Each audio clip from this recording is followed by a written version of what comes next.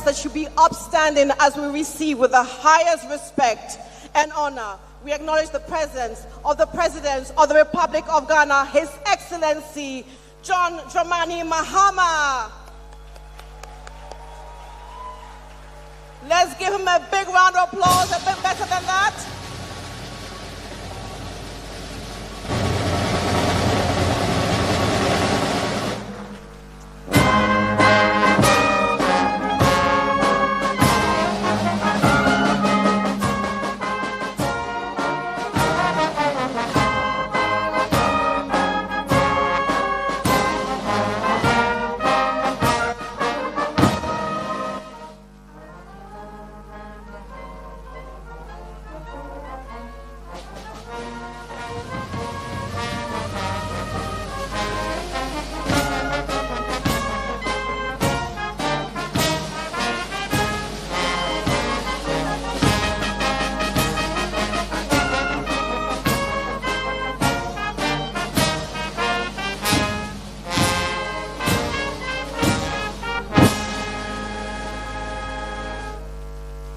Thank you very much. Please be seated.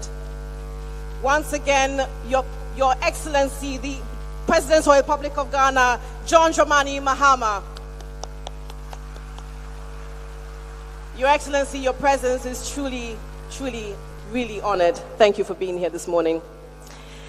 Distinguished governors, deputy governors of central banks, Bank of Ghana board members, honorable ministers of state, members of parliament, members of the diplomatic corps, currency research, international partners from across Africa, Europe, Asia, and the Americas, Nananom, esteemed traditional leaders, chief executive officers, and captains of industry, currency printers, academics, researchers, development partners, global institutions, security agencies, commercial banks, fintech pioneers, researchers, delegates, the entire ecosystem of banking is here with us this morning. Welcome once again to the Accra International Conference Center. Good morning. My name is Michelle Atto. Now, ladies and gentlemen, today is no ordinary day because today history invites us to pause, to reflect, and to reimagine. Because exactly 60 years ago in 1965, Ghana made a bold declaration. Our sovereignty, our economic destiny would no longer be tied to colonial relic, but carried by our own national symbol. The Ghanaian Cedi was born of independence, shaped through resilience, and transformed by aspirations of every generation that followed, my generation, your generation, and those to come. Today we honor the journey. We honor the policymakers that defined its value, the innovators who designed it, the institutions that secured it, and the millions of Ghanaians whose hands have carried it across 6 decades from the savannah all the way down to Greater Accra here in Accra. Ladies and gentlemen, once again, welcome to the Cedi at 60 International Currency Conference, hosted by the Bank of Ghana and Currency Research.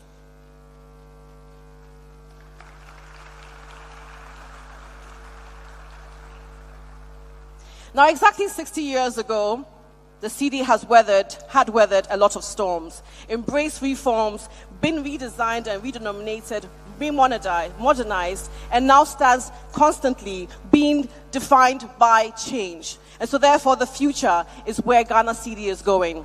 A symbol of sovereignty, a pillar of stability, a statement of economic resilience. And so today we gather to do more than just celebrate the anniversary of the Cedi. We reflect on Ghana's currency, to envision its digital future, and to strengthen the partnerships that shape our regional and international integration. And it's moments like this, ladies and gentlemen, that we look to leadership. Leadership that guides policy, safeguards stability, and steers the vision of the next era of the Ghanaian Cedi. So therefore, we embrace the presence of our one and only President of the Republic of Ghana. Please, once more, a big round of applause for him.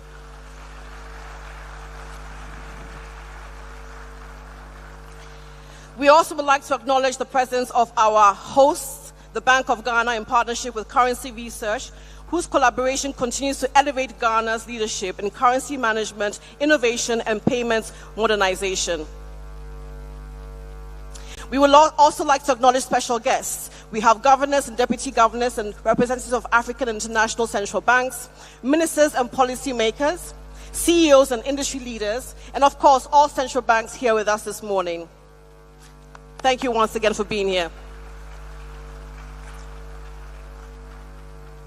So ladies and gentlemen, as we step into the insight of collaboration and vision, it is now my honor and my privilege to invite on stage the heart of the man that steers our Ghana currency. Ladies and gentlemen, please welcome the Governor of the Bank of Ghana, Dr. Johnson Pandis Asiama.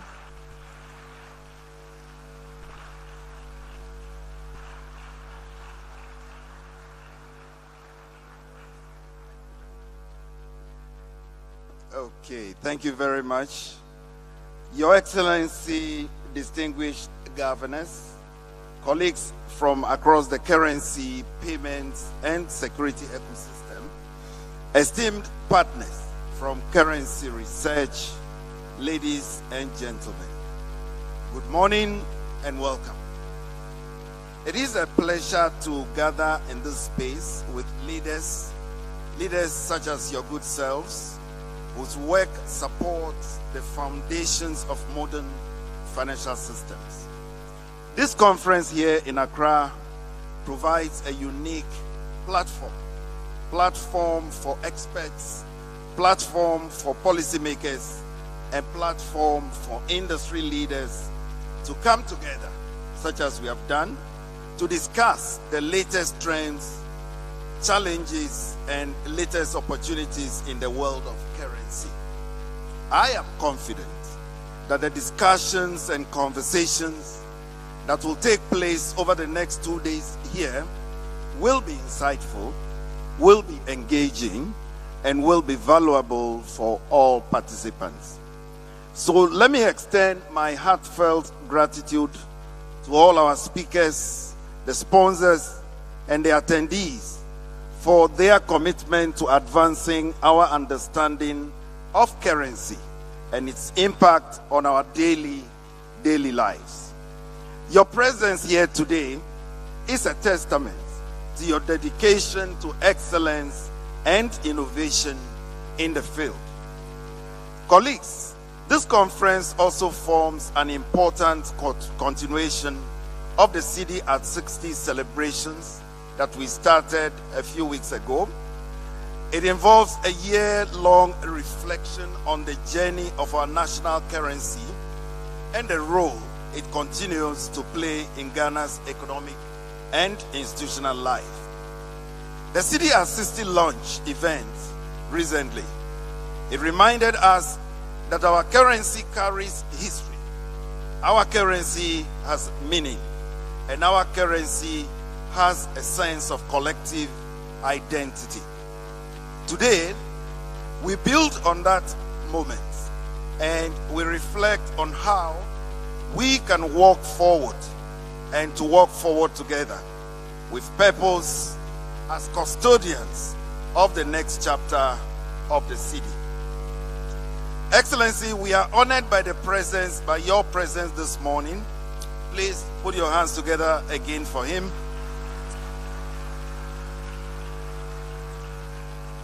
The President of the Republic.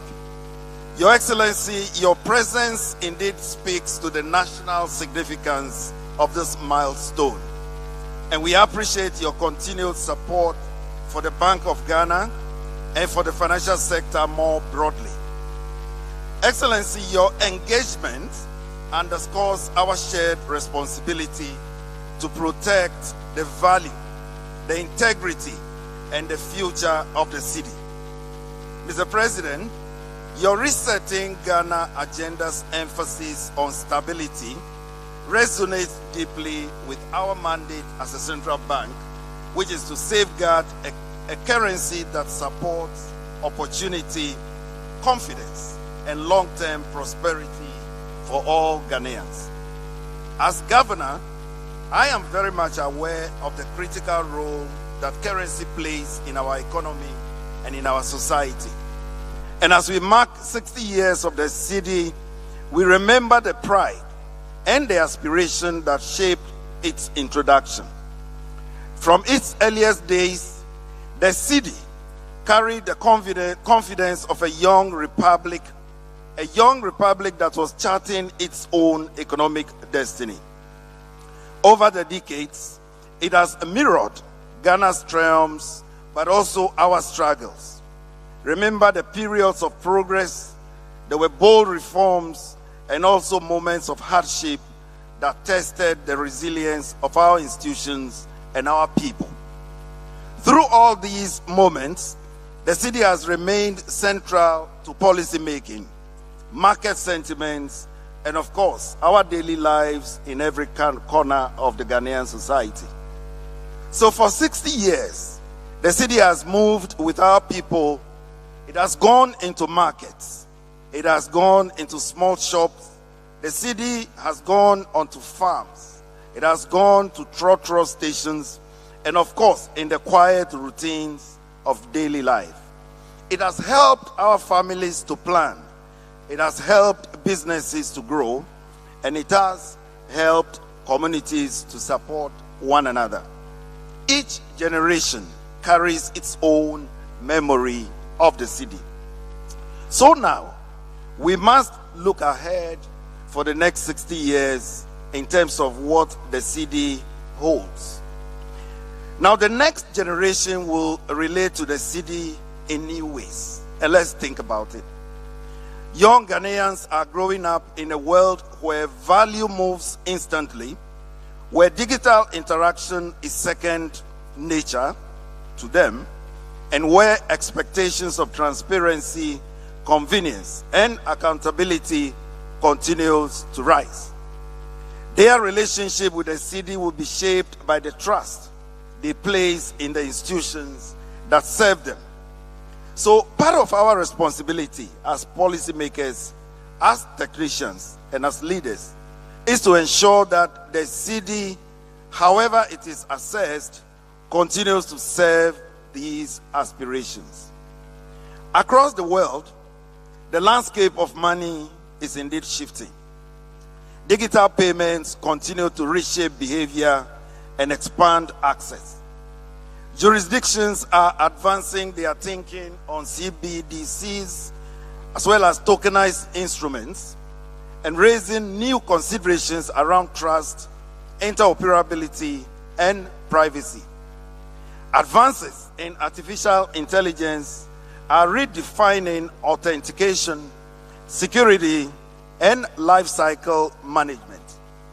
At the same time, global uncertainty, geopolitical realignments, and technology dependence all create new vulnerabilities for economies like ours. These shifts are already shaping how Ghanaians earn, save, trade, and secure their futures. They call for steady leadership, clarity in strategy, and stronger coordination across institutions. The shifts also require a thoughtful approach to how the physical and digital dimensions of money will evolve together. As they say, cash continues to play an essential role in inclusion and resilience, while digital channels are expanding convenience and reach. Our work on payments, modernization, and the ECD reflects our commitment to secure and interoperable forms of value grounded in Ghana's realities and informed by global lessons. This must be reinforced by strong economic stewardship and institutional stability to ensure that the Cedi retains its value and relevance. At the same time, we are strengthening efforts to re-anchor the Cedi as the unquestioned medium of exchange, addressing the pressures toward currency substitution and dollarization, which threaten our economic sovereignty. As we advance this work domestically, therefore, our engagement with the global community becomes even more important. So, as an active participant in the global dialogue on the future of currency and payments, we draw on our experience in payments innovation, financial inclusion, and regulatory reform, while continuing to learn from our partners across Africa, Europe, Asia, and the Americas. The issues shaping modern currencies, cross borders, and disciplines, making collaboration indispensable. This conference deepens that very collaboration. It brings together the full ecosystem that now shapes the life of a currency. Central bankers, payment specialists, currency designers, security and technology providers, academics, and industry leaders, all in one room. The robust agenda reflects this breadth, and it reminds us that currency management today sits at the intersection of many disciplines, each contributing to the stability and trust that a nation's money must uphold. So let me express my appreciation to currency research, to our domestic and international partners, and to every participant who has traveled from far and near to join us. Your presence enriches the conversation and broadens the possibilities for collaboration. The Cedi belongs to all of us, colleagues. It carries our confidence, our efforts, and our belief in the future of this country.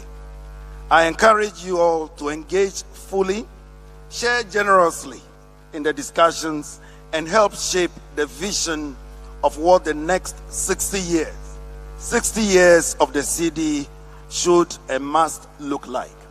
My hope is that every Ghanaian, from the child that is learning to count, the trader that is serving her community, the entrepreneur who is building something new, can all continue to hold the Cedi, and with unwavering confidence and with pride. May we always remember that protecting the Cedi is not the task of any one institution. And let me say that again. Protecting the Cedi is not the task of any one institution. It is a shared endeavor that is rooted in our belief in Ghana's future. Your Excellency, I thank you for your attention, and I wish you a productive and inspiring conference here in Accra. Thank you very much.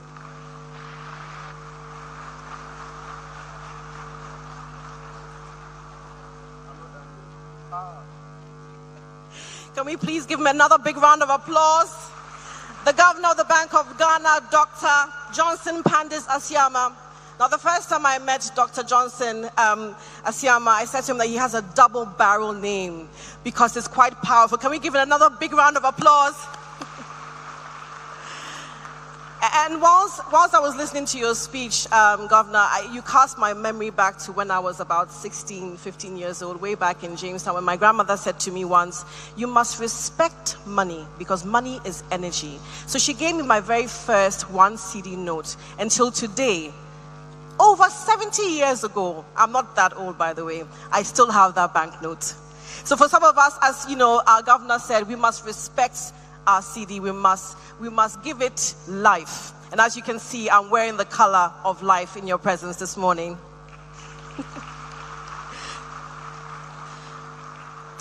Now, ladies and gentlemen, this event is obviously co-hosted by our partners from FAR, Currency Research. And Currency Research is known to convene global leaders in currency across the world to discuss payments and central bank innovation. So on that note, ladies and gentlemen, please help me welcome the CEO and the chair of Currency Research, Mr. Cedi.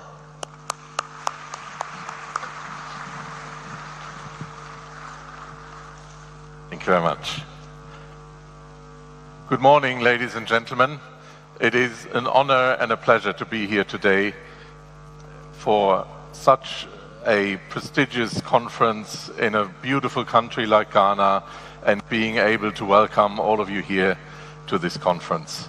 We are honored to have been asked by the Bank of Ghana to help with producing this conference for you, and I'm really looking forward to the next couple of days. For me personally, it's an even greater honor to follow the Governor of the Bank of Ghana, and to soon be followed by Your Excellency, the President of the Republic of Ghana. Okay, this is the motto, and I'm sorry to turn my back to you, but I can't see the slide over here.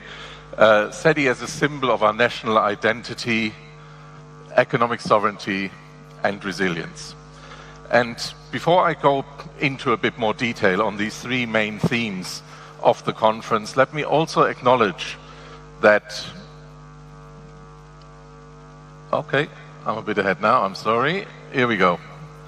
That on 6th of March 1957, and the people of Ghana will know, of course, this date, the Republic of Ghana declared its independence and was the first country in sub-Saharan Africa, indeed, to become independent. And I think that's also a very important milestone that we should be aware of and remember, because this then made the Cedi possible 60 years ago.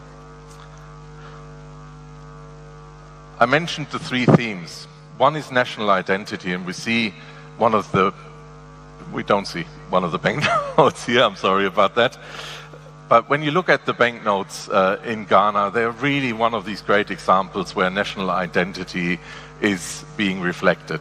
You see, for instance, the Big Six, the people who made the independence possible, but also you see some of the great monuments and buildings on this slide here, for instance, Castle Osu.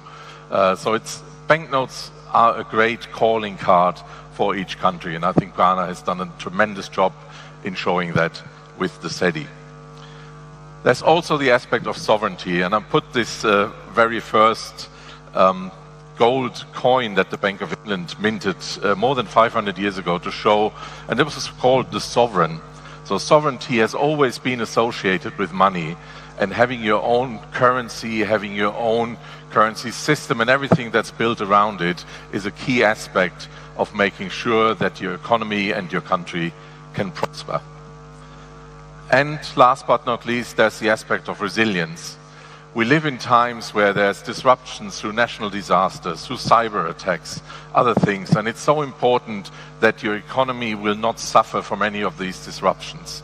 So on one hand, driving digital agenda, driving digital payments is incredibly important, but it's also important to make sure that your ultimate resort, cash, banknotes, coins, is also going to be available to the public and will always work when nothing else will. Now, we've got some great numbers for this conference. At the time when we produced these slides, I think there's a few more, we had 850 attendees, 42 countries, 228 organizations, 45 speakers, 20 topical sessions, and I'll let you go through the rest of these numbers yourself. But what I'm trying to say here is I'm grateful to all of you for coming from other countries, from Ghana, to join us here for this conference and learn, but also talk to other people, get to know some new friends, and go away with some new ideas and some new impressions and make the most out of the next 2 days.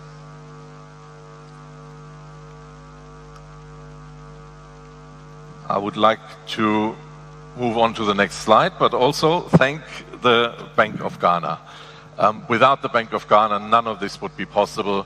We're incredibly grateful that the Bank of Ghana approached us, asked them to partner with them to put this program together, and we're incredibly proud of being part of this conference. I would also like to recognize the Cedi at 60 Anniversary Steering Committee, who we've been working with over the last 5 months, and it's been a pleasure to put this program together with you, and we're looking forward to a great couple of days. And with that, I'd like to thank you all again. I'll repeat my thanks to the Governor, to the President, and have a great couple of days. Thank you very much.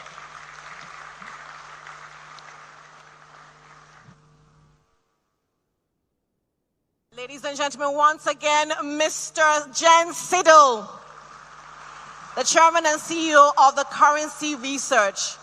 Thank you so much for giving us an insight into the future today. Now, before we continue the ceremony, ladies and gentlemen, we'll have a short musical interlude by our very own Owura saxophonist. Thank you for your attention.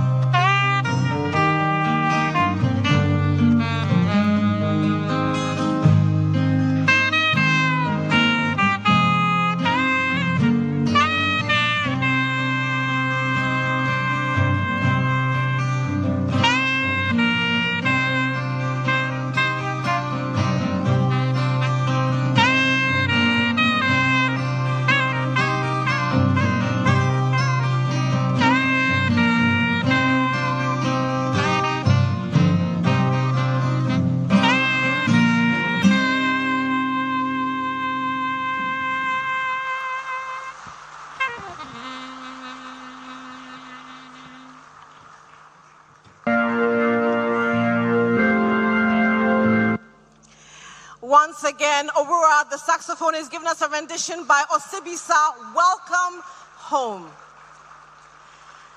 Now, last week I had the privilege of also hosting an event for the Bank of Ghana. And one of the things that I learned last week was that traditionally, from the Akan region, we have a citation that is usually rendered to acknowledge to welcome dignitaries into our midst. This particular rendition is actually was done last week and is also going to be done this week by Opening Osei Koranche. Now, his instrument is called the seprewa. And apparently, the definition of seprewa means speak small, speak softly. So ladies and gentlemen, please help me welcome on stage to receive our very own Opening Osei Koranche to give us his rendition of a welcome to all of you from across the world into our lovely country of Ghana.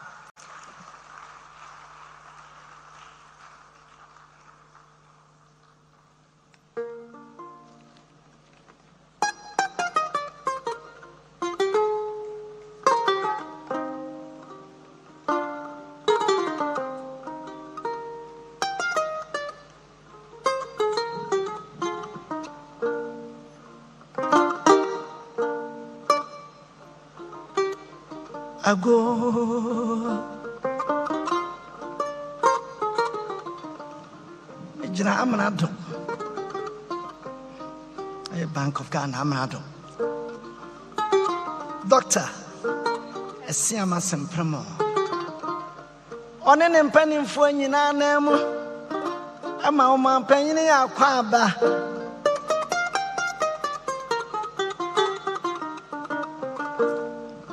A man on the other Siamo, a man may. In Yanum Santra for a moment in our transio. A black acania, you be share for the aim. Nina, Sikai child, or Maymoon, 1965. I be drew 2025. If you have your senior. To bravo be bow, Maymoon. Can I bomb Madraje found ye and would chess as Sika? As a Saibi Braba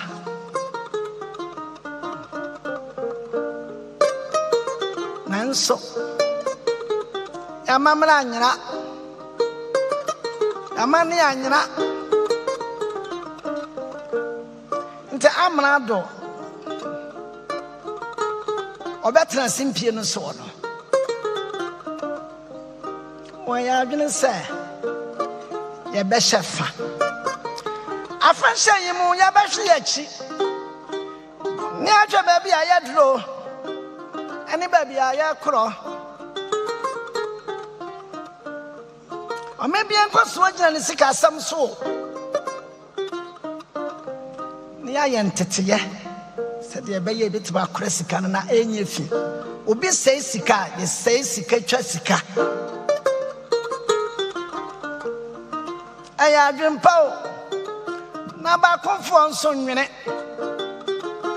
Back on Susu. To our tones after we are singing. Samomala, near Chadine. Nina, what money here you until. Cedi and I'm a free and Chimania need that so. Intinia Beshia me. Nasano menina, ye. Yaki came from Yaka Madame Pine. Yay, Yasha, or one penny, John Dramani Mahama. Yadi Ashan Yam. Maybe I saw me so.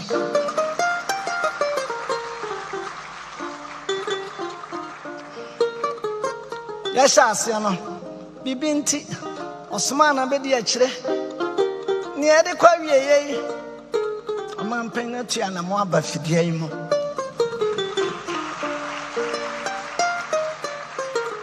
Nina, woman, year and throw. To a man penny, Yaton South from say, Mimra, Namajo Tata, if it's a brass on Sawakasa. John Dramani Mahama. I was tossing me a new. Bama could do for Bama won't away. As a member of Namajo Tata, Miss Ibra Bono 20 na, and they were Gina Cono. Yes, saying I'm a man. The cross of my feel cacra.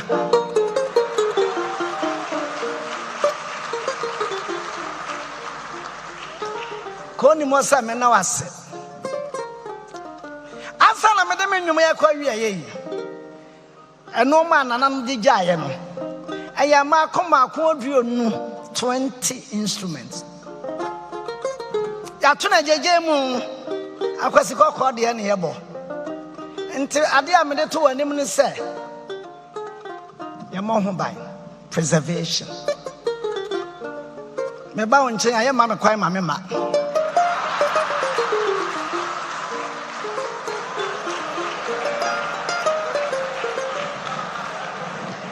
More say, maybe that.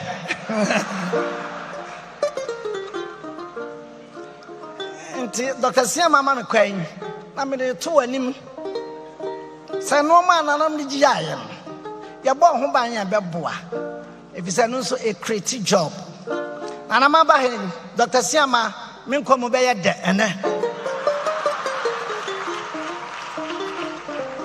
enti se ya hwa pa ni ya ababo amen wonso wani ji amamla ne amane hunti me de masem ya to anim me nim de ya wo kyena be wo enti na me de to anim me nim se wo betia me anya sa nananom be di yi a enti na me frafra wo se ya kontu friends ya no patutu ba mene ebledro kase mo fan sambo nhia no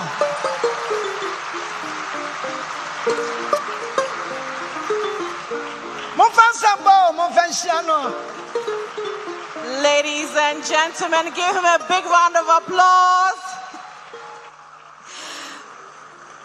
And for some of our international visitors, all you need to say is Aiko. So to our international visitors, say Aiko. One more time, Aiko. Fantastic. Ladies and gentlemen, one more time for opening Osai Crunching Seprewa.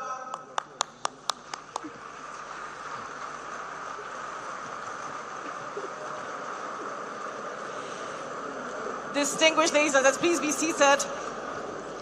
To officially open the Cedi at 60 International Currency Conference and deliver his presidential address, it is my profound honor and privilege to invite the President of the Republic of Ghana, His Excellency John Dramani Mahama. Thank you. Thank you, Michelle. Thank you very much. I asked the Seprewa musician to pass this way to pick a number from my assistant so that he can come and see me.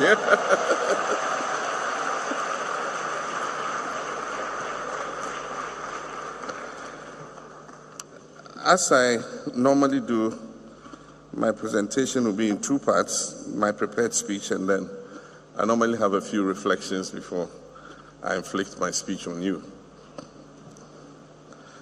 My mother died in 2016, in June, and I looked after her. And until she died, she had a very interesting way of counting her money. For her, the 20 Cedi note was £1.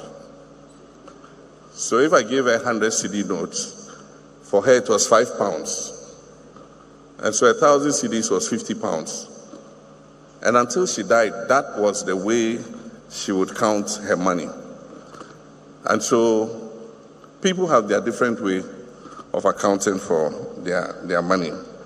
And I find it strange that even today, I think this current phase of the Cedi was introduced in President Kufuor's time, I think in 2007, if I'm not mistaken. And so 2027 will be 20 years of the current redenomination of the Cedi. And yet it's very interesting. You go to a funeral, I was at a funeral, and somebody donated 100,000 Cedis. And when it was announced, oh, so was giving 100,000 Cedis, the whole place was quiet. Because I thought the guy deserved a very big round of applause. Apparently they didn't understand what 100,000 Cedis was. So when the MC said, namon preno, nipa ma 1 billion Cedis. And I said, 20 years on, we still are calculating in 1 billion Cedis instead of 100,000 Cedis. I think that we must try and move on and call the Cedi for what it is. And then also, in the past, when we traveled with our security and drivers and others, and they got their per diem, maybe $500 or $1,000, whatever it is.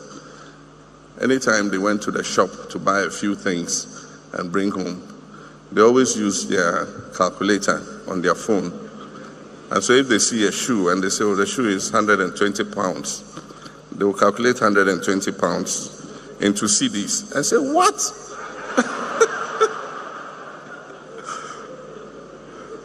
When they see how many CDs they will get for this shoe, they will make job, coffee. And I'm sure that they will not be very happy with the Bank of Ghana and Governor Isiama, because now when they use that calculator, it will not be as much as it used to be before.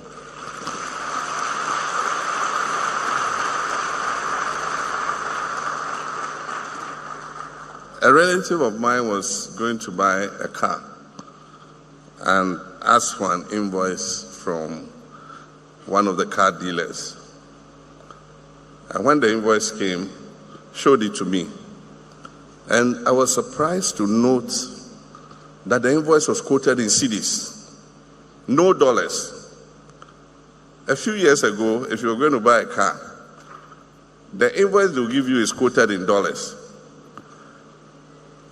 Today, people are quoting in cedis, even house rent. You want to pay in dollars, it says, no, you pay me cedis. I just want to say that the governor and all your people, your team at the Bank of Ghana, the Ministry of Finance,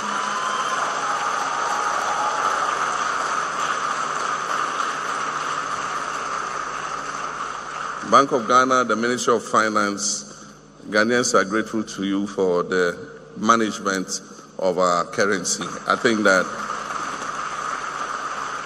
a lot of respect has returned to our currency, and it's my hope that you keep whatever you're doing to make sure that we don't have excess liquidity. All those words you people have, open market operations, whatever those your technical jargons are, whatever you're doing, continue doing so that the cedi is respected.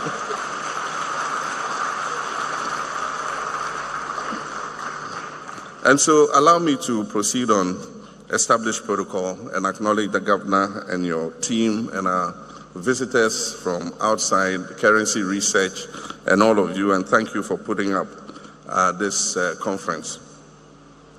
And so it's a profound honor for me to join you for this historic Cedi at 60 International Conference, a gathering of leaders, innovators, policymakers, and practitioners whose work influences the past, present, and the future of money. I wish to commend the Bank of Ghana and the currency research team for uniting such a distinguished community to discuss the evolving framework for currency management, monetary governance, and digital finance. Your deliberations over the next 2 days reaffirm a fundamental truth that the future of money is inextricably linked to the future of national development, institutional credibility, and global economic integration. 60 years ago, Ghana took a bold and sovereign step by introducing the Cedi, not merely as a unit of account or a medium of exchange, but as a declaration of independence, our identity, and the capacity of our state.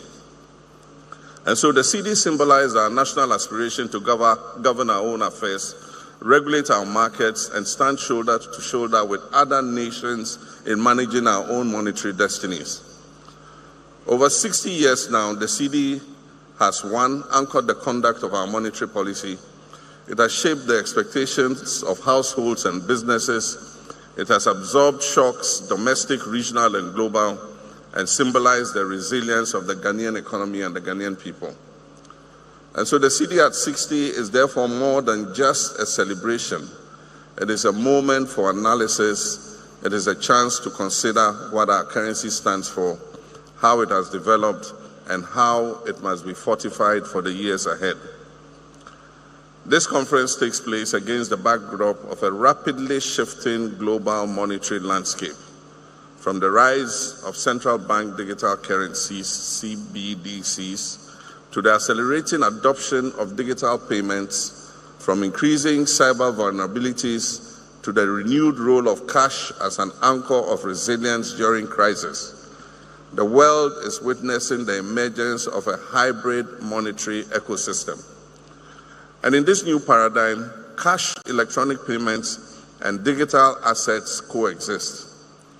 Traditional models of monetary policy are being tested. Trust in institutions has become as crucial as technical capacity. And this new reality places a significant responsibility on our central banks, not just as regulators of money, but as guardians of trust. And so this conference provides Ghana and Africa with an invaluable platform for evidence-based dialogue, comparative learning, and forward-looking policy innovation. And so, ladies and gentlemen, the importance of this engagement is heightened by Ghana's notable progress over the past 10 months in achieving macroeconomic stability and restoring confidence in our economy and our currency. And so allow me to highlight some key developments. One, macroeconomic stabilization through disciplined fiscal consolidation, increased domestic revenue mobilization, prudent expenditure rationalization, and better coordination between fiscal and monetary authorities. Through this, we have restored balance and reduced uncertainty. Inflation has continued to decline, and expectations are more firmly anchored today. The second is the strengthening of the cedi. Improved forex liquidity management, enhanced reserve buffers, and the regulatory reforms have contributed to significant exchange rate stability, which is critical for business planning, investment decisions, and public confidence. And the next is rising confidence indicators. Business sentiments, consumer surveys, and investment outlook reports all indicate a steady recovery of our economy. Our development partners, the financial markets, and the global rating agencies have acknowledged these reforms. And so, these efforts have culminated in a significant sign of credibility. Ghana's sovereign rating by S&P was upgraded recently from CCC plus /C to B minus B with a stable outlook on 7th November 2025.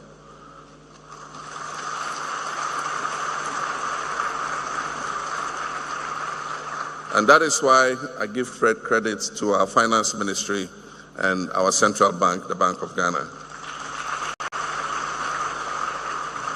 Ladies and gentlemen, this is an affirmation that our fundamentals are strengthening and that we're on a clear path of recovery. These gains must be protected, consolidated, and expanded through policy discipline and institutional coherence. A core principle of effective economic management is an independent, credible, and professionally insulated central bank. And so let me state unequivocally that the government of Ghana is firmly committed to safeguarding the independence of the Bank of Ghana.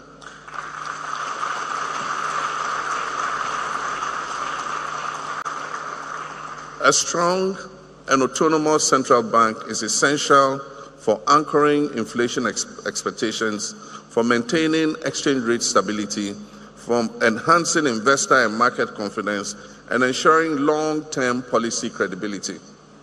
This is not a matter of personal preference. It is an economic necessity. A modern currency regime requires not only strong institutions, but also an informed and responsible public. I therefore urge the Bank of Ghana to strengthen nationwide public education in three critical areas. The first is promoting the use of the cedi in all domestic transactions. Using the national currency strengthens economic stability and reduces unnecessary exposure to exchange rate volatility. The second is improving currency handling practices. Poor handling practices increase printing costs, shorten the life of the currency notes in circulation, and undermine currency integrity. We must promote respect, proper storage, and responsible use of the Ghanaian cedi. And the third is enhancing financial literacy. An informed citizenry is better able to prevent fraud, demand accountability, and bolster the financial ecosystem. So public education must extend to schools, to the markets, to transport unions, to digital platforms, and especially to rural communities. Now one will ask, why does the cedi at 60 milestone matter? The 60th anniversary of the cedi is of deep national and policy relevance. It is a moment to assess the evolution of our monetary framework and draw lessons for future reforms. A currency is ultimately a social contract built on confidence, credibility, and transparency. And this conference will inform the next generation of reforms, ensuring that the Cedi remains robust, secure, and relevant. And I'm confident that this conference will contribute meaningfully to promoting peer learning among central banks, driving innovation in currency design, security, and management, enhancing cross-border payment interoperability, strengthening regulatory frameworks for fintech and digital currencies, positioning Ghana as a regional financial and fintech hub, ensuring and shaping Africa's role in the evolving global monetary order. Ladies and gentlemen, the results of your deliberations today will affect not only policy decisions, but also the long-term path of the Cedi and other African currencies. The endorsement of the African Continental Free Trade Area by a large majority of African countries has opened up the opportunity for the world's largest common markets to be established. However, for goods to be traded seamlessly across the continent, it is essential for us to have a payment and settlement system that enable African businesses to transact using their own currencies. And this has led to the establishment of the Pan-African Payment and Settlement System, the PAPS. And so I expect this payment system to engage your attention at this conference as a catalyst for settling transactions as businesses and countries exchange products across Africa under the African Continental Free Trade Area. And so as I conclude, we commemorate the Cedi at 60. Let us commit ourselves to shaping a currency and an economy that reflects the hopes and aspirations of our people. The next chapter of the Cedi will depend on 1, sustained macroeconomic discipline, 2, a strong and inclusive financial sector, 3, technological innovation and digital transformation, 4, enhanced public literacy and responsible currency use, and 5, an unwavering, independent, confident central bank. And so my government remains resolutely committed to these pillars, and we shall support our central bank, maintain the trust of our people in our bank in order to make it carry out its rightful mandate. And so, ladies and gentlemen, it is now my singular honor to declare the Cedi at 60 International Conference duly opened, and I thank you. May God bless the Bank of Ghana. May God bless our homeland, Ghana. I thank you.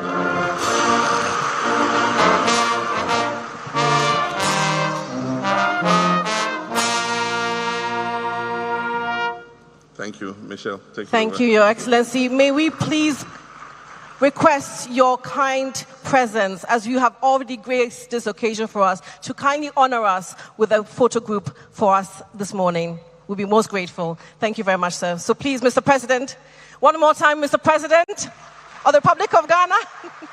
Thank you so much. It has. May I please invite the Governor of the Bank of Ghana. Please give him a big round of applause. His first deputy, Dr. Zachary Mumuni, and of course, the team for the currency research for our first group pictures, please.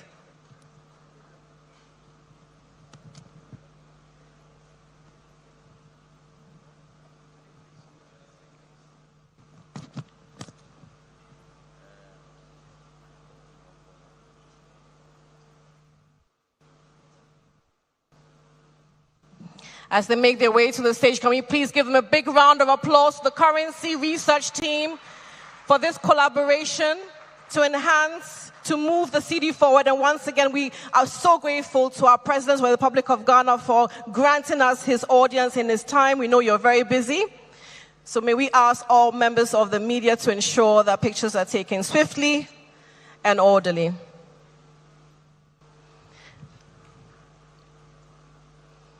Thank you very much. Thank you very much. A big round of applause once again for the President of the Republic of Ghana, the Governor of the Bank of Ghana and his first deputy, and the currency research team. Your Excellency, thank you very much.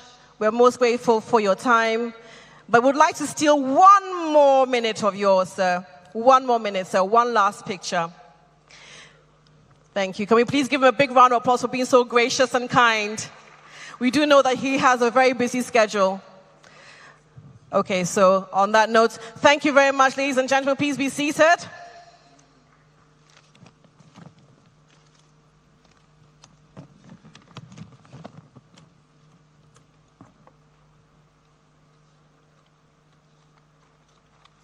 May we please have our national anthem.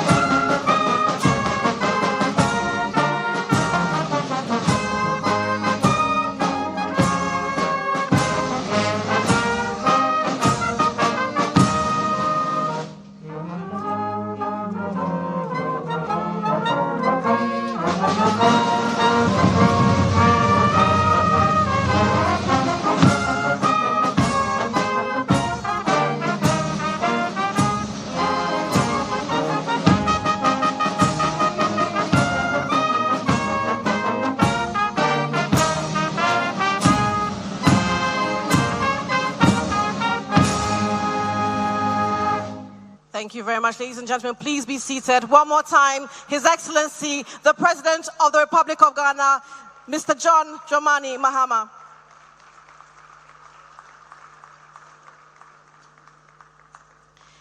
Thank you so much, sir.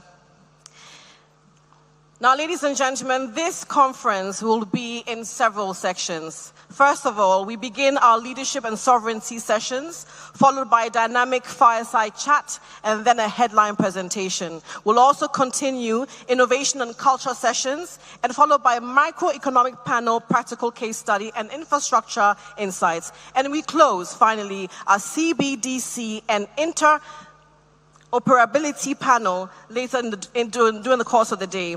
Each segment is designed to give us a complete forward-looking understanding of Ghana's currency 60 years after.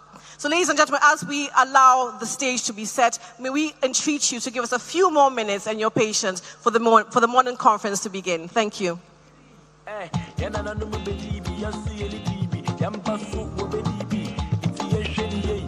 Bongoman, a fin de Luque, Janafa, Ngo Ankikim, Janafa, Ibuluan Jim, Mam one on folk or less in a metro to be Pia Wando, Cedi, Mayawaleni, Womayan Dini. Celebration everywhere, Cedi now is 60 years. For my body, everybody, let's join hands. Yeah, my Cedi, good defense from generation to generation. Ghana Cedi, rooted deep in our heritage.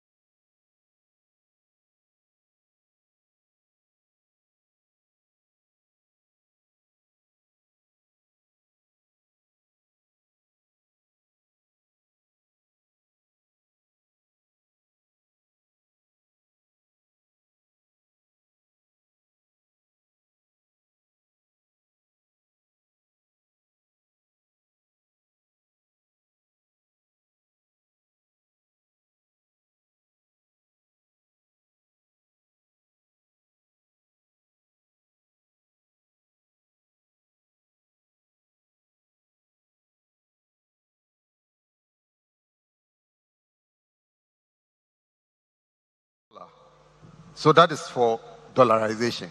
Then the currency board is where you peg your currency with an anchor currency. Now, these two forms of exchange rate management are forms of the peg system, so very similar to fixed exchange rate regime. And in the case of currency board, you can talk about Hong Kong, where the Hong Kong dollar is pegged to the dollar with a very narrow band. So you have 7.75, between 7.75 and 7.85 Hong Kong dollar to the dollar.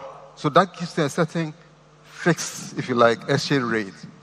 And we know from policy trilemma or economic policy trilemma that you can achieve 3 macroeconomic objectives at the same time. So you can have free flow of capital, you can have independent monetary policy, and then you can also have a fixed exchange rate regime all at the same time or simultaneously.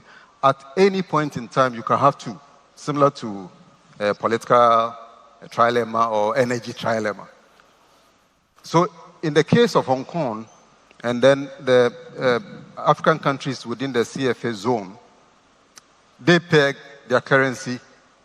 So in the case of CFA, those in the CFA zone, the currency is pegged to the euro. Initially it was the French franc, but now it's to euro, and Hong Kong also to the dollar. Okay, great. Maybe if I can interrupt you there.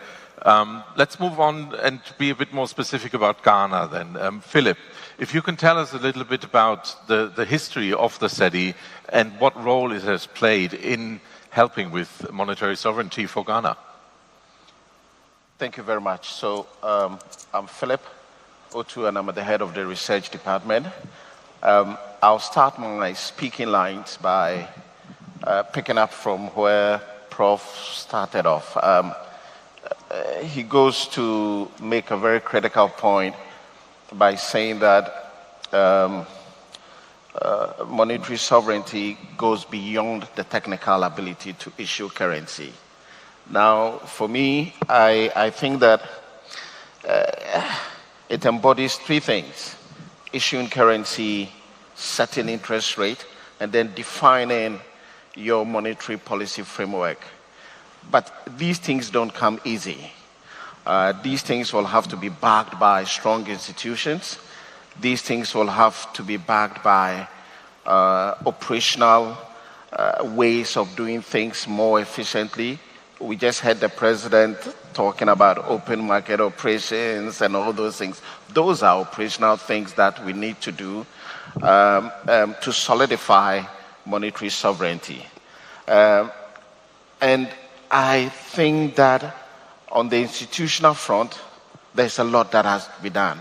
You heard the president again talking about both monetary and fiscal policies coming to deliver macroeconomic stability. And we need macroeconomic stability to anchor our currency, to make it strong, to make people like the currency, to make the demand for the currency strong. And I think this is what macroeconomic management is about. I think in terms of the history of the Cedi, we've heard a lot over the past 2 weeks. Your expose a while ago was also very insightful. You touched on some of the key critical issues. But for me, I think the currency defines who we are as a people. Okay, and to be able to do that, we need to work hard. We need to foster macroeconomic stability. Without that, the currency will not exist. So it's very critical, and I think I'll stop here. Thank you. Great, thank you very much. Well, having heard the central bank's point of view, let's move on to Abina from EcoBank. How do you see digital innovation actually impacting now how the Cedi is going to look like in the next, I don't want to presume the next 60 years, but let's say in the next 5 to 10 years, and how do you think that might change the role of monetary sovereignty, if at all? Right, thank you very much. Good morning, everybody.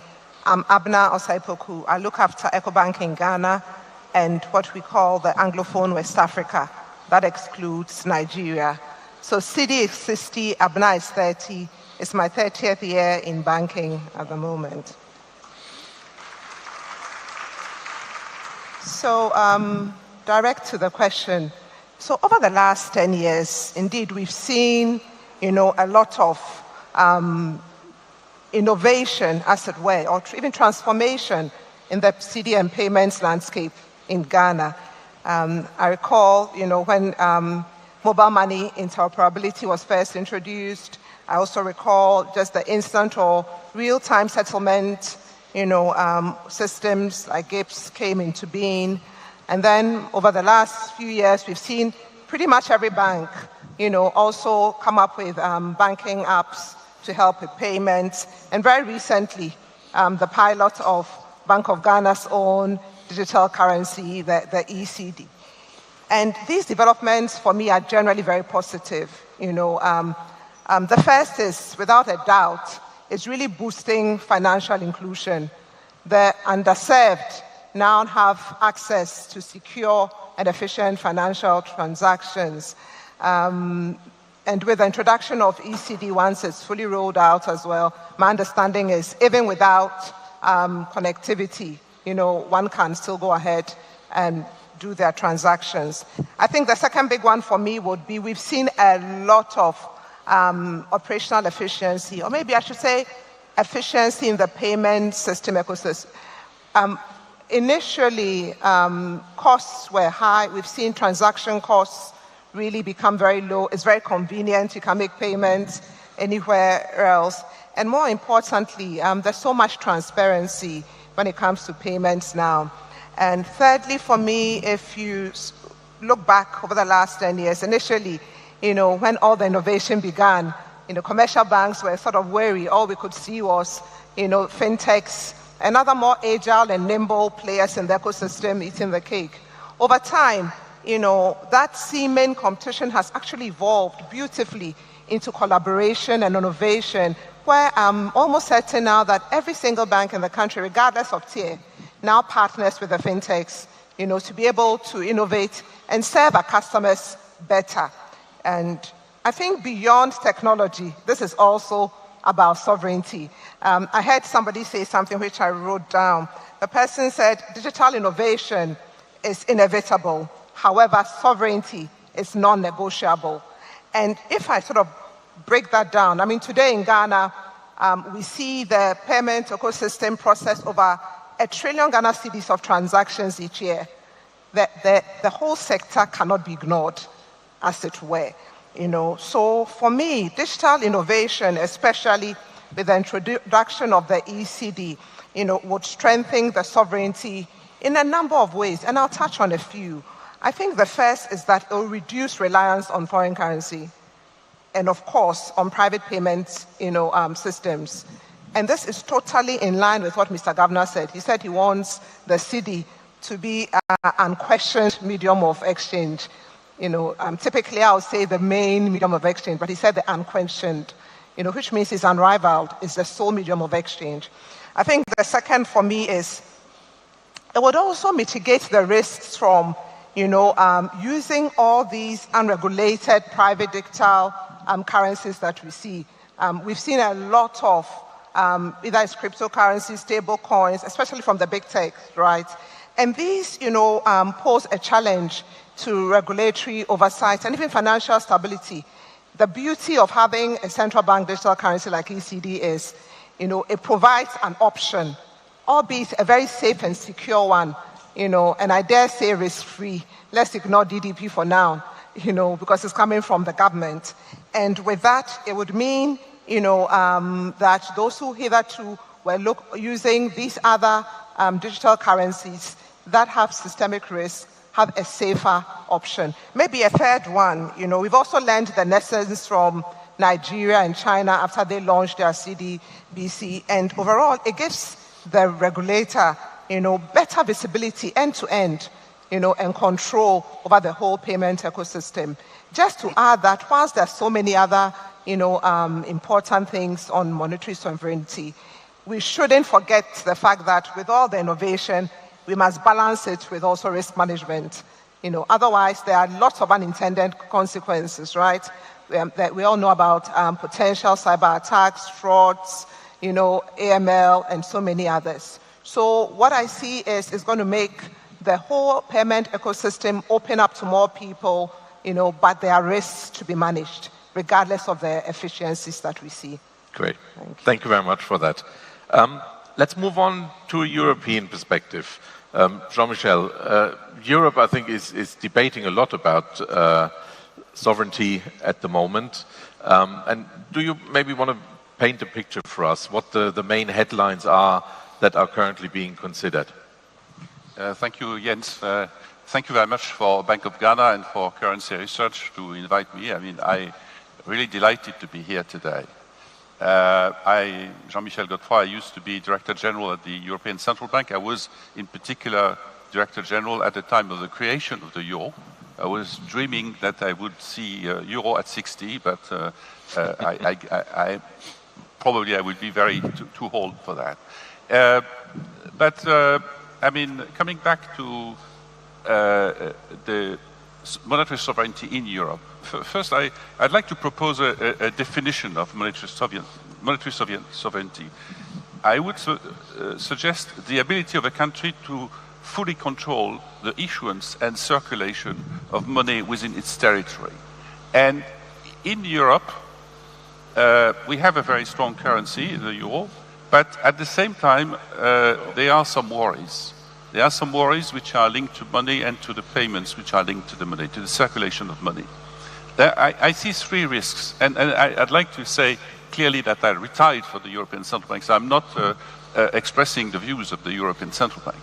But I think I express the views which is shared by many Europeans. We see three threats. The first one is the fear of currency substitution, unofficial currency substitution, something which does not exist in Europe today.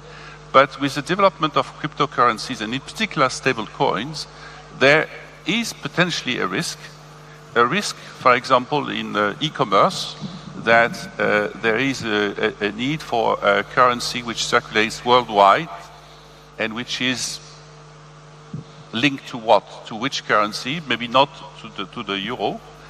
And you remember the Libra story, and it may come back.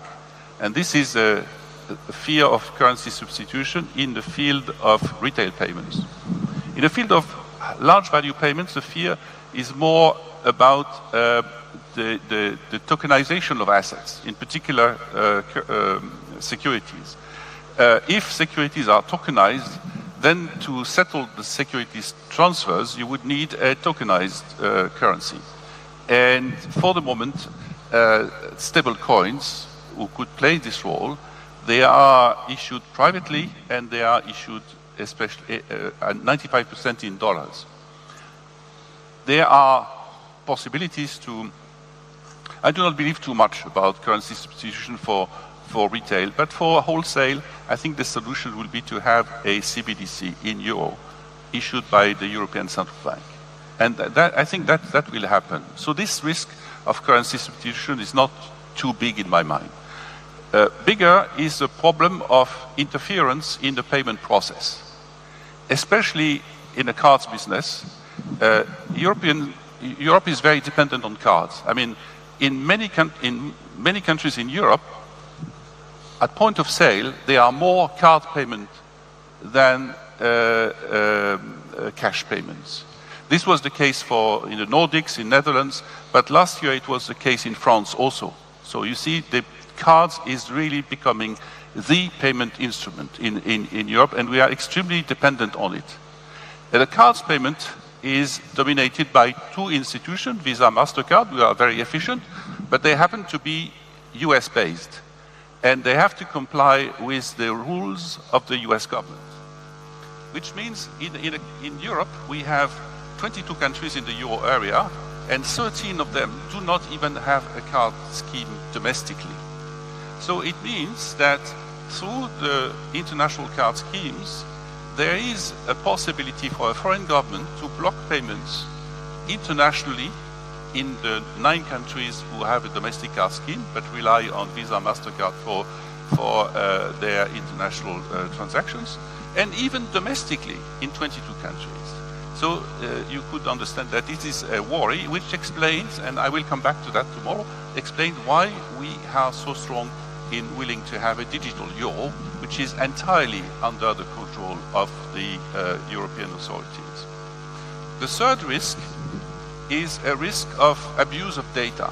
We are extremely sensitive in Europe to data confidentiality. We have the regulation called the General Data Protection Regulation, which is extremely strict for ownership of the own data. The problem is that, of course, it applies only in the territory of Europe. So if the data move outside of Europe, then they are no longer under the control of the GDPR.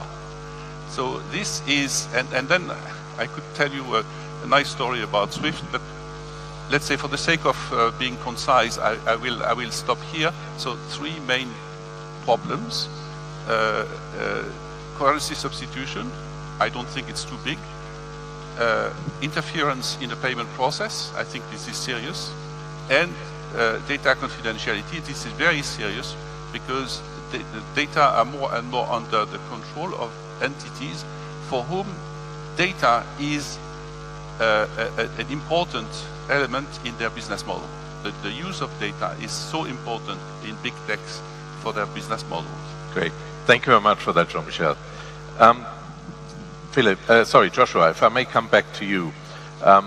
Obviously, the regulator has opportunities to react to some of these threats. And maybe picking up from what Jean-Michel said last, I think currency substitution in the year of the stablecoin hype is probably a good point to start with. How can you, from a regulator's point of view, and I'll come on to you, Philip, in a second, how can you actually react to that? All right, thank you very much. And of course, in addition to the points GHOne and Abner made about currency substitution, the rise of private digital currencies, we can also talk about globalization and even participation in international corporations. These are also challenges to monetary sovereignty. But in terms of policy responses, clearly the point Philip made about macroeconomic stability is key. If you are constantly experiencing shocks, then people resort to currency substitution. They would rather want to acquire or pick up some hard currencies as a store of value. So that is something that needs to be looked at. So how do you deploy appropriate policies to tackle and ensure macroeconomic stability? And also from regulatory front.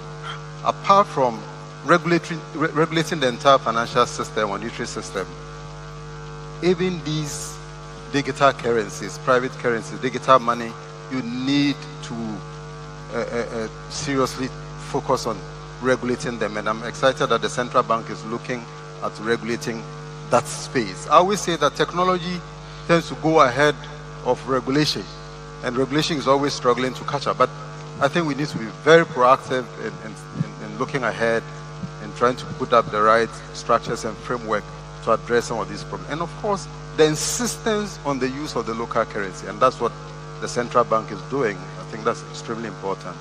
And then also issuing central bank digital currencies, and that's what some central banks are doing. Nigeria has issued it, Jamaica, Bahamas, and these serve as substitutes. And people would rather want to pick these assets from the central bank as opposed to going to private providers.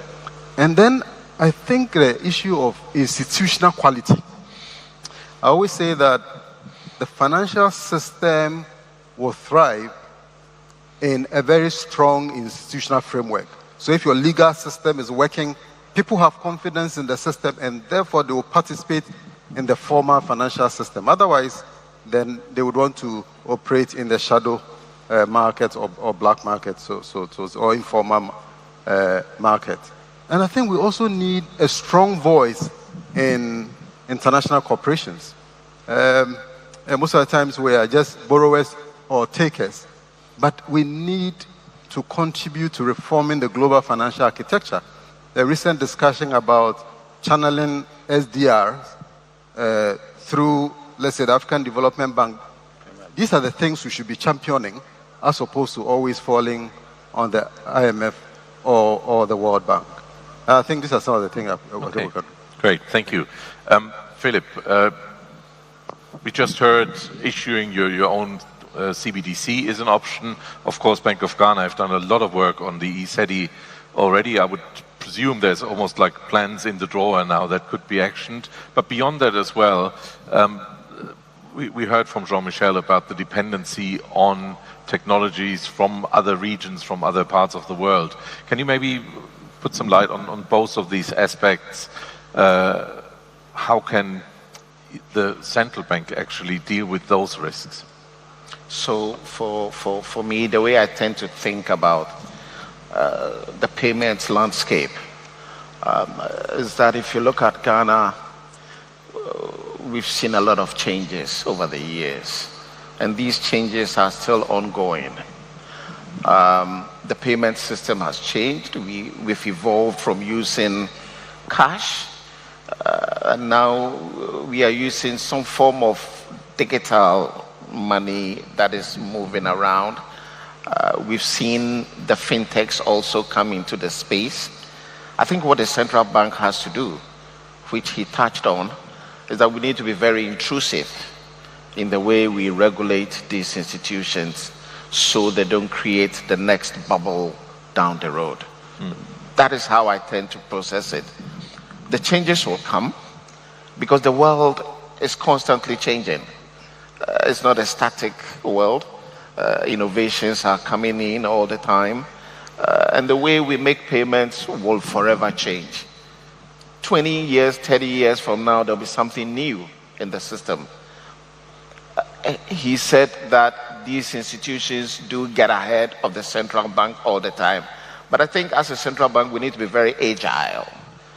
We need to open our eyes wide, be intrusive, and then fine-tune the way we do things to make sure that things move in an orderly fashion. That's all. Okay, great. Abena, from your perspective in representing the commercial sector, how comfortable are you that you are in a good position to manage those risks, or are there things that keep you awake at night? Right. I think certainly we've seen significant strides. Indeed, the regulator has pretty much completed the key pilots of the ECD. We've seen that regulators also strengthened the payment infrastructure. Regulation around fintechs and cyber have all been strengthened. My opinion is that we are in a position now to have a controlled rollout and scale it up. Scale the pilots, ensure that monetary and fiscal policy are coordinated. But even more importantly is to make sure that there's more education and awareness, so that the ECD is not just technically viable, but also is widely adopted, and it's seen as and is trusted, as it were, by the users of the currency. That for me is what good looks like. Then it pulls together both financial inclusion but also monetary sovereignty. Absolutely. Great, thank you. And Jean-Michel, coming back to you, I remember vividly we were in Berlin at the Central Bank Payment Conference when the Libra white paper came out, and that really sent ripples through the system. Do you think that with the stablecoin hype, we're facing another Libra moment where around the world central banks may feel, okay, here is something that could destabilize their national currency systems because stablecoins could become prevalent in more coming forward? Personally, I'm not sure, but there is a fear, and this fear is no longer, as with the Libra, the fear of a composite currency, but obviously the fear would be that it is a currency pegged to the dollar, because only the United States has made very clear that it would accept only this. And of course we have said we would accept only a euro Libra, and other countries have said the same thing, and it would, in this case, it would be a stable coin in a domestic currency. It would be another form of the domestic currency. It would not be a problem. The problem is if our people, our citizens, are using the currency pegged to another currency. And this is contrary to monetary sovereignty as we understand it in Europe. We have a shared monetary sovereignty. That is to say, there is no longer a French franc and a Deutschmark. There is a euro, but we look at sovereignty from the perspective of the euro citizens, the European citizens of the euro area. Okay, great.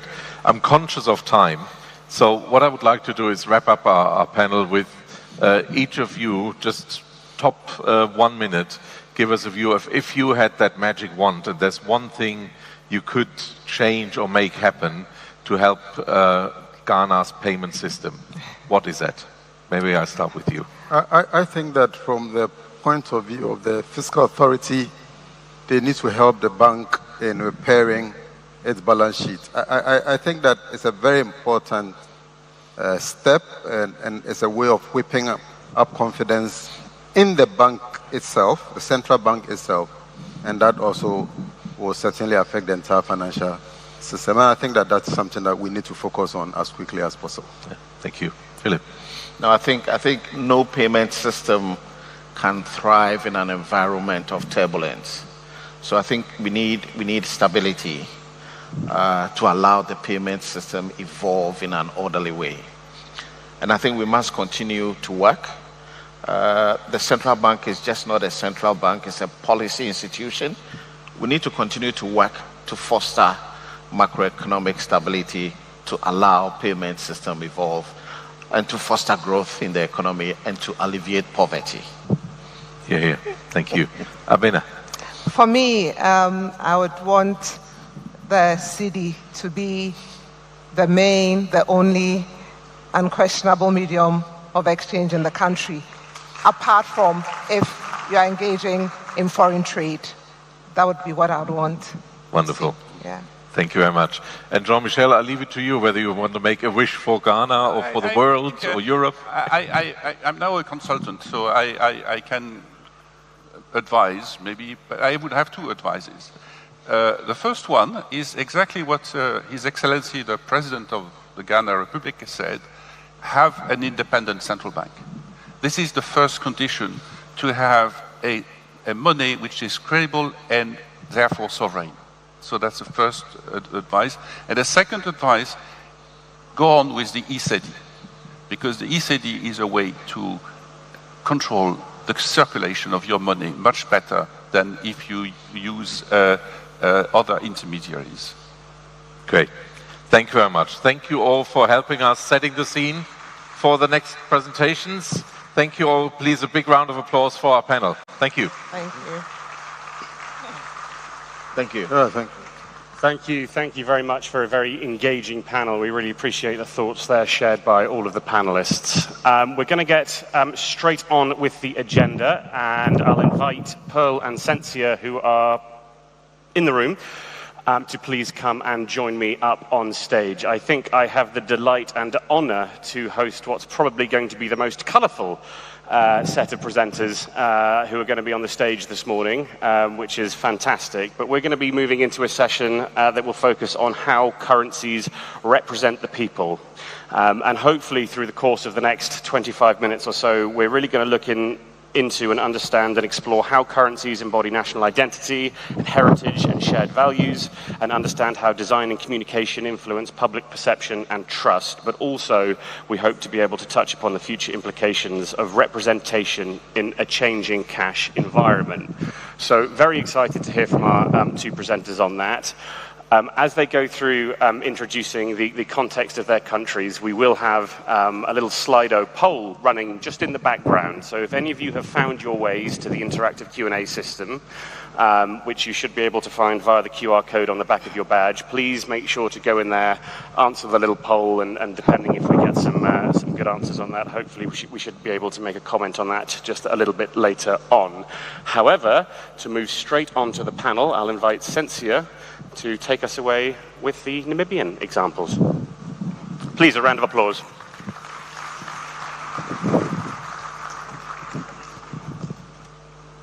Very good morning to the Bank of Ghana, the governor, everybody in absentia, the president. I am representing a country from the belly of Africa where the desert meets the sea, with the second biggest canyon in Africa and in the world, the least densely populated country from Greenland, Mongolia, and then follows Namibia. I am the director responsible for currency management and banking operations at Namibia, Bank of Namibia. I want to deliver a poem that resonates with us as citizens of Namibia, with our currency. Namibia in our hands. Namibia, our motherland, vast and free, where desert winds meets the endless sea, a land of beauty, of strength untold, our hearts as warm as desert gold. Each coin, each note we spend is more than value. It is what we defend, it serves our lives, it fuels our economy, it binds our hopes from day to day. But deeper still, it speaks of pride, our heritage carried far and wide. It tells the world of who we are as Namibians, the bravery, the spirit of resilience, the courage that represents us as a country at the belly of Africa. Not just currency, but our command, our motherland resting in our hands. Namibia's story, bold and grand, lives forever in our hands. Our currency is not just money. It is Namibia itself, our identity, our heritage, our pride, and the promise of a better Namibia in the hands of Namibia every day.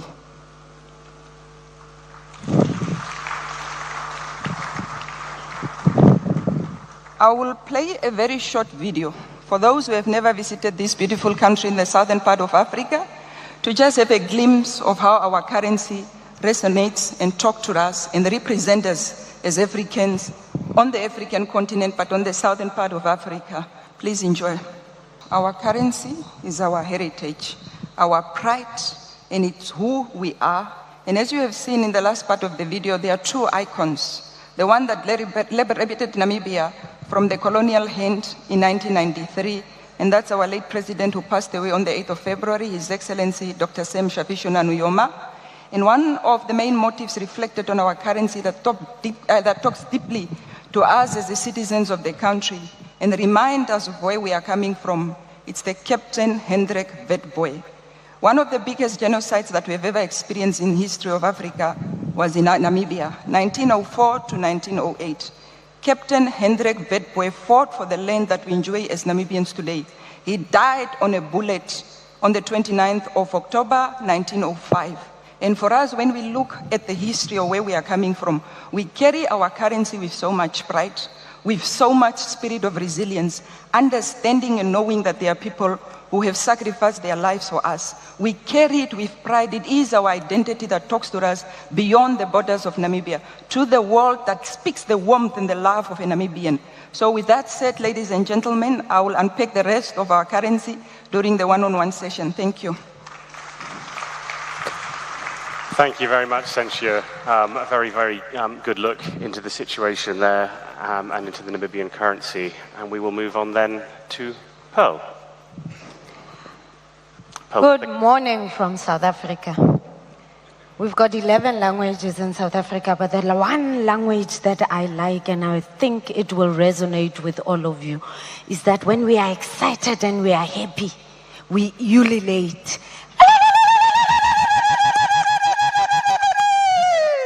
This is a celebration. This is a celebration. Yes. Yalo, yalo, yalo. I'm just going to go through 2 slides from South Africa. We issued our banknotes in 2023. And who in this room will not recognize this gentleman here? No one. Because everybody relates to Rolihlahla Nelson Mandela. This is our currency, this is our pride, and this is what we've got on our banknotes. For our 2023, there are a lot of things that talks to South Africa, the Code of Arms. The Code of Arms is on our banknote, and that talks to diverse people unite. That's what we are saying as South Africa. As diverse as we are in South Africa, we need to unite, and the only other way that we can unite is through our currency, because everybody can transact with our currency. We're not selfish in South Africa. We decided to even expand it to our sister countries. Lesotho, Eswatini, Namibia can still use our currency. We've got the South African flag in there. The South African flag has got a Y shape, which again is convergence of the people, and that talks to diverse elements of moving in together. So very rich in terms of our currency and what we depict in our currency. We've got African prints. The man that you are seeing, Rolihlahla Nelson Mandela, liked wearing his shirts, and those were the African print shirts. And there, it's the craftsmanship and the traditions that are passed from one generation to the other. And that will remain, as the governor said, generation to generation, we must relate to our currency.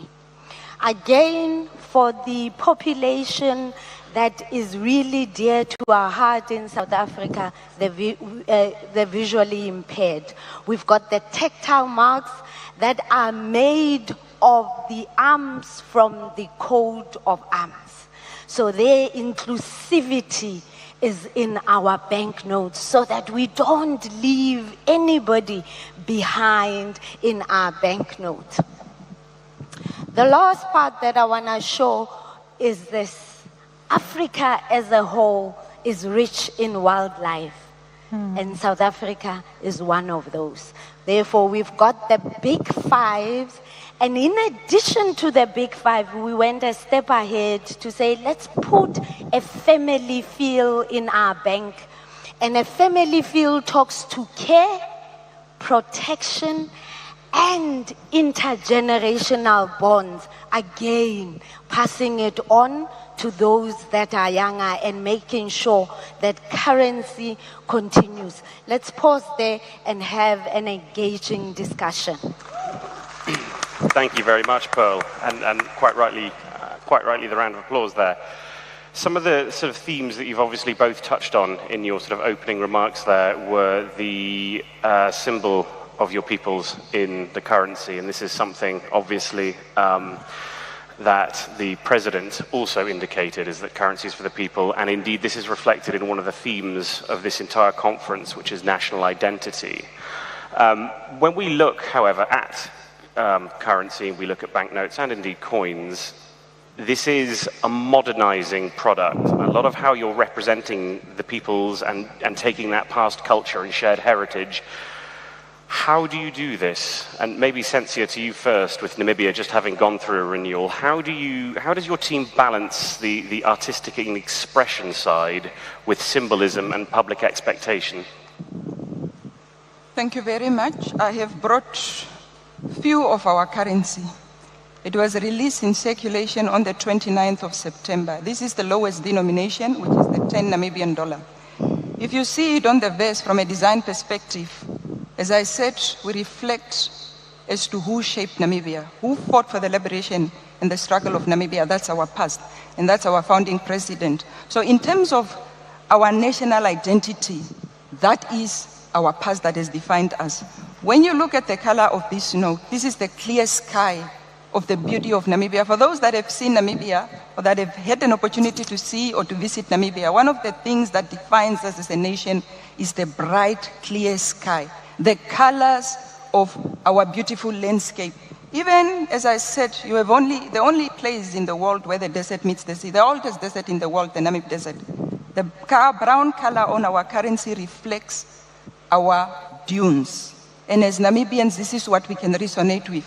When you look at the reverse of the notes, you can see our rich wildlife. Fortunately, I'm on stage with Namibia, and we share most of our commonalities in terms of landscape, very beautiful animals, and that is what we have reflected on the reverse of our notes. So when you look at, for example, this note, you see a clear, transparent window, and Tom, this talks to sustainability. How do we make sure that the money that works for Namibia, that breathes lives and every day represents us both domestically and internationally, are of good quality and are aligned to international best practices? This is one of the high-tech composite substrates that we have introduced with our new series. It's on DuraSafe, a blend of cotton and polymer. And that's why you will see, in terms of environmental sustainability, durability, we have taken care of that. So when we look at the design, we look at the look and feel, we look at the themes, what are we celebrating, how does it resonate with every Namibian when you hold this banknote?